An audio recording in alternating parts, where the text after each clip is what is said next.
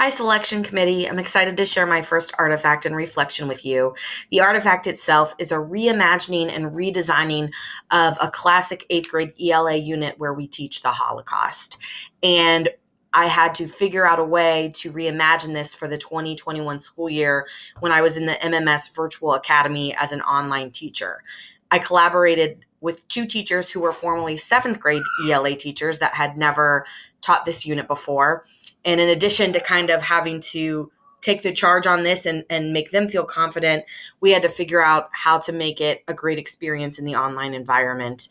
What I'm most proud of is that we took a responsible risk, knowing that this was not going to look the same as it was when you're in the classroom and can intervene and have those tough conversations face to face 5 days a week. We knew we were going to have to be really intentional about how we built this and very empathetic and smart. But I really pushed those ladies and I said, we're doing our kids a disservice in the eighth grade if we don't give them this unit.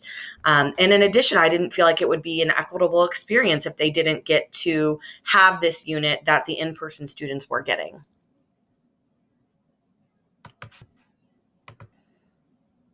I'm briefly going to talk about the resources and start at the bottom. We did not use a class novel for this because we did not feel it would be appropriate to read a book where we couldn't be talking about it with the kids every day. So we used a variety of resources we curated, from the USHMM to videos such as Confessions of a Hitler Youth to shorts, children's books like The Butterfly by Patricia Polacco. We did use excerpts from the full text Night by Elie Wiesel, but we didn't read the whole thing.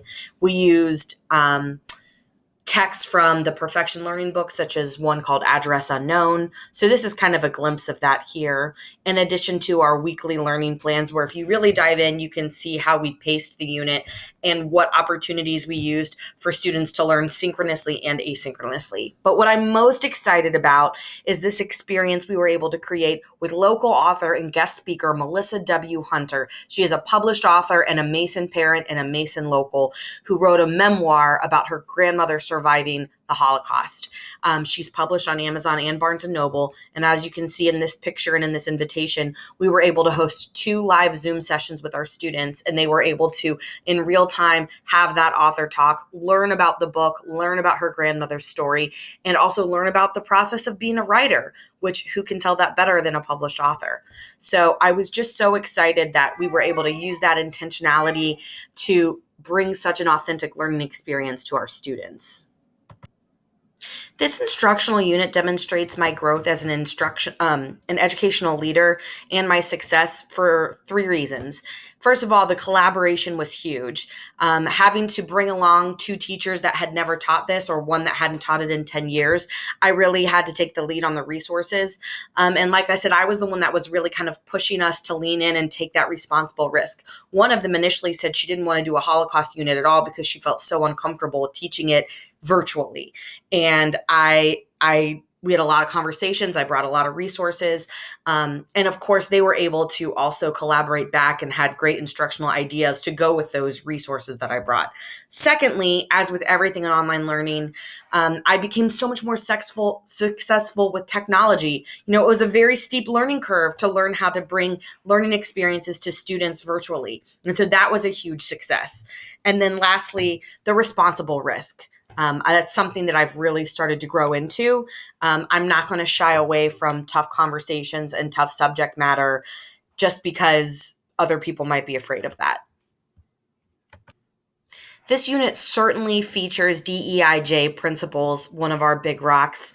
It's at the heart of it. When you're teaching about prejudice and combating prejudice, you just have to be willing to have those tough conversations and explain the historical background to kids. But there's also a really valuable opportunity to connect it in real life. When this was happening during COVID and the year that these kids were quarantined, there was also an uptick in bias-based behavior in the United States. We had the murder of George Floyd. We had the Asian Lives Matter movement. There were Jewish synagogues that had been under attack. And so we really wanted to focus on making this an authentic and real world example and show the kids we are destined to repeat the past if we do not learn from it. Yes, Hitler and World War II feels like a lifetime ago, and for some people it was, but we are seeing things like that happen now in real time. So that connection to the real world also is kind of part of that personalized learning Big Rock, making it authentic for students. This unit also gave me the ability to showcase my ability to adapt and adjust, which is part of the culture guide, because I had to find a way to bring these learning experiences to virtual students and go out of my comfort zone with that collaboration and really lean on others in a way that I've never had to. As I scan through these artifacts, it brings to mind some of the attributions that I have that I think would make me an awesome addition to the learning experience team. I'm really smart. I may have been teaching eighth grade for 14 years, 15 years, and then I had seventh grade last year as well. But I know a lot of stuff, and what I don't know, I make up with, and this is my second criteria, hustle. I will get it done. I love to work with the community, as you can see with the guest author example. I love to pursue resources and make things happen for our kids. And that gets done with hustle.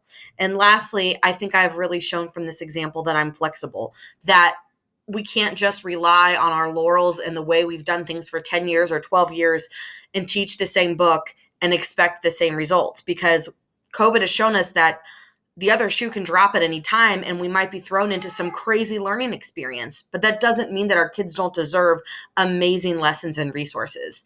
And that is what I'm committed to. Thanks so much.